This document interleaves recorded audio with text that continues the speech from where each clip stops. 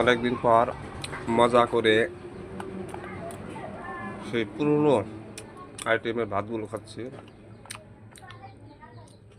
শুকনো মরিচ দিয়ে পেঁয়াজ দিয়ে মাখানো সেই ভাত অনেক সুস্বাদু হয়েছে, দেখতেই পারছেন। আমি খাচ্ছি, এটি বুঝতে পারছেও অনেক ভালো। আপনারা যে খাইতেন বুঝতেন যে আসলে ভালো কিনা। দেখে হয়তো বুঝতেছেন যে সুস্বাদু মনে হচ্ছে, কারণ ভালো না লাগলে তো আর খাইতাম না, তাই না?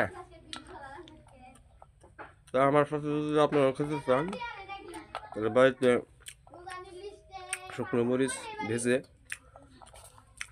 পেঁয়াজ দিয়ে মিক্সার করে তারপরে মাখিয়ে খাবেন। সরষের তেল একটু দিবেন, তাতে সুস্বাদুটা বেশি হয়, কারণ এটা পুরনো একটি খাবার। অনেকদিন পর খেলাম, খুব মজা লাগলো। আশা করি ভিডিওটি ভালো লাগছে। ভালো লাগলে পরে লাইক এবং শেয়ার করবেন, কমেন্ট করবেন। আল্লাহ হাফেজ।